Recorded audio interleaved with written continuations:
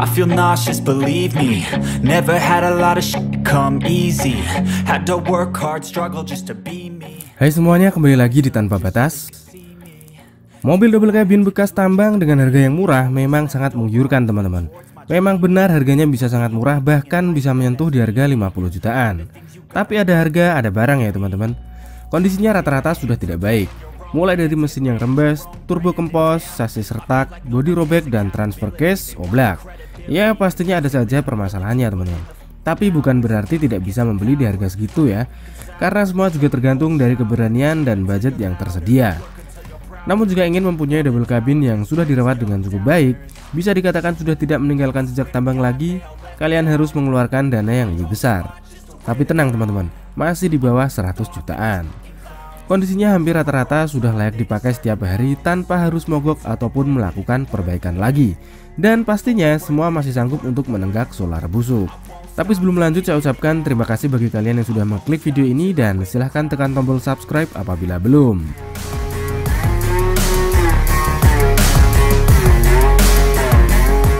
Yang pertama ada Ford Ranger XLT tahun 2010. Mobil besutan asal Amerika Serikat ini memang sudah cukup eksis dan terkenal di negara asalnya ya teman-teman. Indonesia sendiri sejatinya bukan negara yang familiar dengan mobil berjenis double cabin ini. Pasalnya kebanyakan konsumen di tanah air cenderung memilih mobil green car, SUV, MPV hingga sport. Tapi meski begitu, mobil double cabin jelas masih terbuka cukup lebar karena tidak sedikit pula peminat mobil yang dibilang sebagai mobil lelaki sejati ini. Selain itu, Ford Ranger ini boleh dibilang mobil yang masih mengusung cita rasa Amerika karena bentuknya yang boxy ya teman-teman. Tapi di generasi selanjutnya, Ranger seakan melupakan jati dirinya sebagai mobil Amerika dan bermain dengan desain yang hampir mirip dengan pickup truck asal Asia lainnya. Ranger memiliki desain interior yang cukup luas layaknya mobil-mobil SUV ya teman-teman. Di sini penumpang maupun pengemudi dimanjakan dengan material kabin yang mumpuni untuk meredam berbagai noise dari luar dan kursi yang cukup nyaman untuk diduduki. Selain itu, perjalanan juga akan terasa spesial karena mobil ini sudah menghadirkan panel multimedia yang siap memberikan suasana berbeda sepanjang perjalanan. Sementara pada kursi depan, jaraknya bisa diatur karena sudah bisa sliding ya teman-teman.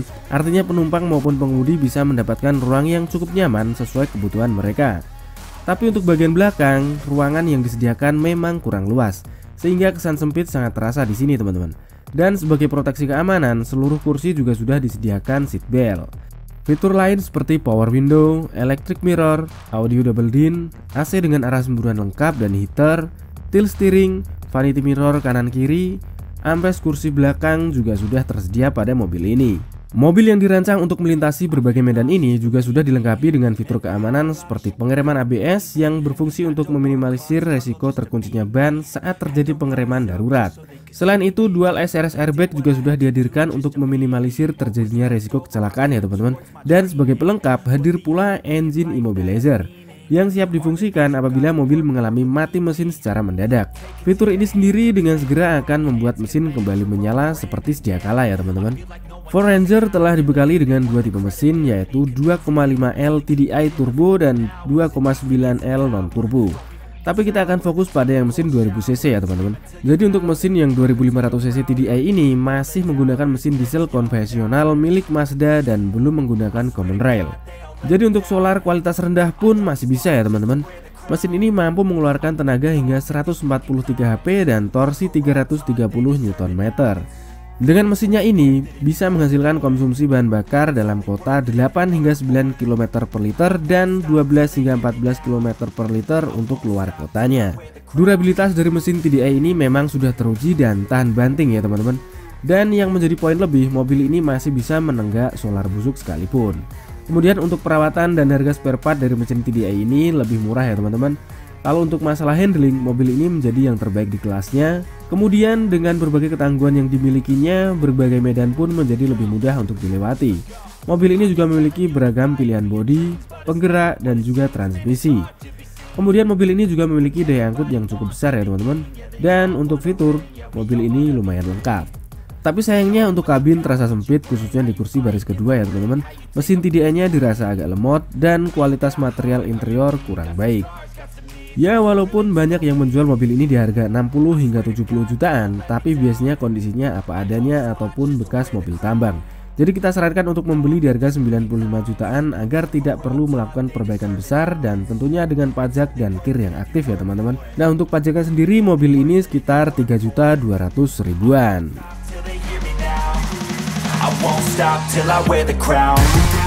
Berikutnya ada Isuzu D-Max tahun 2007. Isuzu D-Max generasi awal ini pertama kali masuk ke Indonesia pada tahun 2003 melalui varian single cabin dan double cabin yang ditenagi mesin 4JH1 turbo diesel bertenaga 130 HP dan torsi 294 Nm dengan penggerak 4x4 yang saat itu kebanyakan digunakan sebagai operasional tambang, perkebunan, dan instansi militer.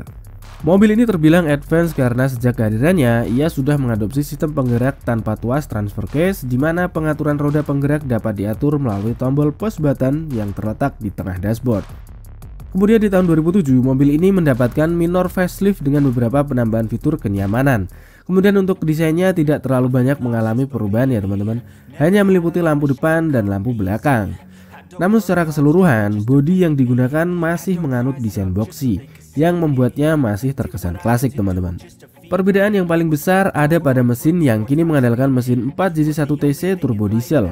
Tenaganya melonjak menjadi 144 HP dan torsinya masih sama dengan mesin sebelumnya ya teman-teman. Tapi untuk torsinya dapat digapai pada putaran yang lebih rendah. Untuk konfigurasi mesinnya masih sama ya teman-teman, 4 silinder segaris dan 16 katup. Untuk ruang kabin dari Isuzu D-Max hampir sama dengan mobil double cabin lainnya ya teman-teman, dimana pada kursi depan dapat diatur sehingga penumpang maupun pengemudi dapat menyesuaikan kenyamanannya saat berkendara. Tapi untuk kursi belakang terasa sempit dengan kursi yang agak terlalu tegak. Kemudian untuk fiturnya sudah dilengkapi dengan power window, electric mirror, tilt steering, AC dengan arah semburan lengkap, audio double din, dan konsol box. Lalu untuk menunjang keamanan sudah disediakan fitur dual SRS airbag, rem ABS, EBD, dan juga brake assist. Pada kecepatan rendah, D-Max memiliki handling yang hampir sama dengan mobil sedan, namun tidak berlaku di tikungan ya teman-teman. Mobil ini juga terasa sangat mudah diparkirkan karena setirnya yang ringan. Berbeda dengan Hilux yang terkenal dengan setirnya yang kaku teman-teman. Perpindahan roda penggerak dapat diatur melalui push button 4WD. Mesin dilengkapi dengan turbo diesel intercooler. Konsumsi bahan bakarnya tergolong irit untuk mobil double cabin ya.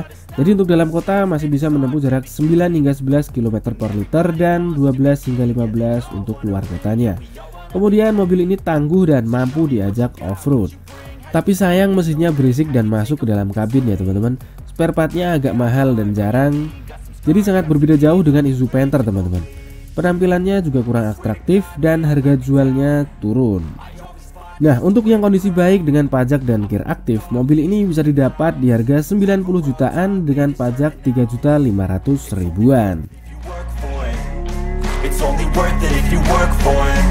Selanjutnya ada Mazda BT50 tahun 2008. Mobil ini merupakan cikal bakal munculnya Ford Ranger generasi kedua yang selanjutnya melahirkan sebuah SUV bernama Ford Everest generasi kedua. Untuk urusan desain, Mazda memegang peran utama ya teman-teman, sedangkan untuk bagian mesin dipercayakan kepada Ford. Maka tak heran jika Mazda BT50 juga menggunakan basis yang sama seperti Ford Ranger ya teman-teman. Tapi jika dibandingkan dengan Ford Ranger, tampilan luar mobil ini terkesan lebih stylish dan kalem. Hal ini tercermin dari penggunaan headlamp dengan desain ujungnya yang melengkung. Bentuk ini mempengaruhi pada desain bonet depan sehingga lakukannya lebih landai dan jauh dari kesan kotak. Desain mengkotak dari mobil ini hanyalah potongan garis bodi pembatas antara kabin dan bak belakang saja teman-teman. Kemudian pada bagian interior, seluruh area dashboard hingga laci penyimpanan bentuknya mirip dengan Ford Ranger.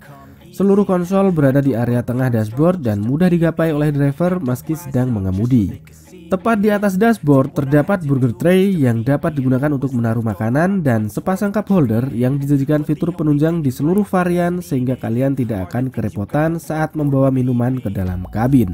Kemudian untuk fiturnya mobil ini dilengkapi dengan power window, electric mirror, head unit double din, AC dengan pengaturan lengkap, 2 buah soket lighter dan armrest di kursi belakang. Pada bagian permesinan, mobil ini menggunakan mesin MZDE 2,5L turbo diesel dengan intercooler dan direct injection yang mampu menghasilkan tenaga sebesar 109 HP dan torsi 257 Nm. Tenaga dan torsinya terbilang kecil ya teman-teman, ditambah dengan teknologi injeksi yang masih menganut sistem mekanikal. Tapi dibalik hal ini memberikan dampak positif karena mesinnya masih sanggup menenggak solar busuk sekalipun.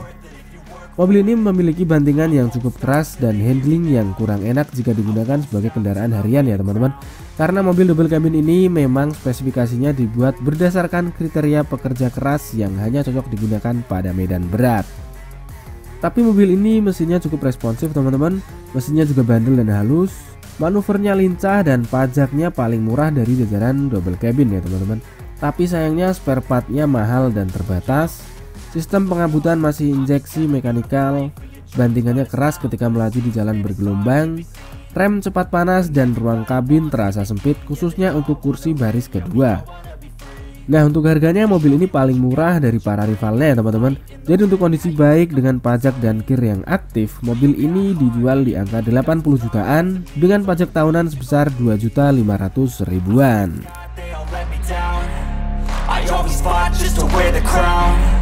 Oke teman-teman, jadi itu tadi mobil double cabin dengan harga di bawah 100 jutaan yang patut kalian pertimbangkan. Semoga menjadi referensi dan manfaat. Oh ya, dan yang terpenting jangan lupa selalu ajak teman atau montir saat ingin membeli mobil bekas ya teman-teman, agar kalian tidak salah pilih ataupun menyesal di kemudian hari. Sampai jumpa di video kita berikutnya dan salam tanpa batas.